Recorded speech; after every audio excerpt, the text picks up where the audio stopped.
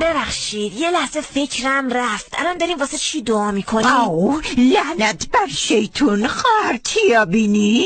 ما داریم دعا میکنیم که اگه خدا صلاح میدونه به فقرا کمک کنه. اگه میخواین بهشون کمک کنین چرا این مجسمه طلا رو آب نمیکنین و مثل سکه بینشون پخش نمیکنین؟ اینجوری دست دلالام کوتاه میشه. زنی که این کافر چطور جرأت میکنی زیر این سخت بحث منطقی را بندازی؟ برگرد تو تختت.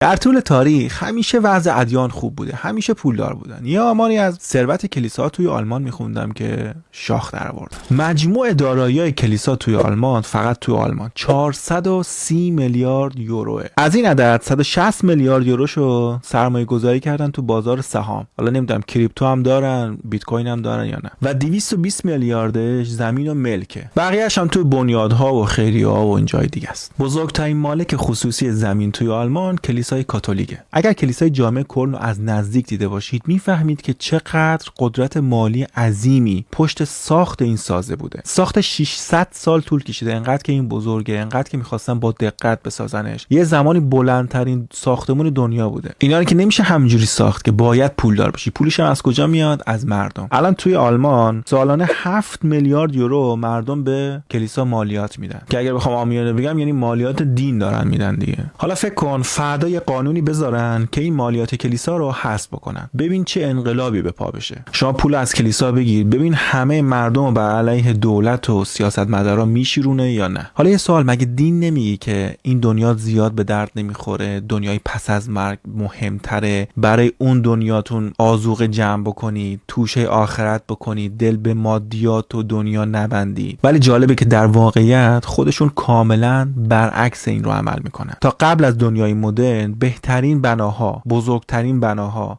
بزرگترین گردش مالی همه دست ادیان بوده. اینا بودن که دنیا رو کنترل میکردن، اقتصاد رو اصلا کنترل میکردن. بعد از اینکه دنیا مدرن شد، آدما کم کم اینا رو پس دادن و دنیا افتاد دست سیاستمدارا. بعد یک رقابتی بر سر قدرت و کنترل مردم بین سیاستمدارا و دیندارا به وجود اومد. سیاستمدارا برای اینکه دیندارا بذارن کارشون رو انجام بدن و بتونن دنیای غرب رو پیش ببرن، مجبور بودن که به کلیسا یا دین باج بدن، که حالا اسم این رو خیلی خوشگل کردن، توی بسته‌بندی خوشگل گذاشتن مالیات دین یا همون مالیات کلیسا. چون برای کسانی که دین رو تبلیغ میکنه اصلا کشور مهم نیست، فقط اون دنیا مهمه. اقتصاد مهم نیست اصلا. مهم اینه که فقط پول داشته باشن، بتونن مردم رو کنترل بکنن یا خودشون قدرت داشته باشن. بنابراین به سیاستمدارا گفتن اوکی شما پول به ما بدین، ما کار نداریم، برین کشور بسازین، هر کار میکنین، جنگ میکنین، میسازین، نمیدونم اقتصاد رو رشد میدین، ضعیف میکنین، هر کار میکنین به ما ربطی نداره، فقط پول ما رو بدین. که در زبان سیاست به این میگن سکولار.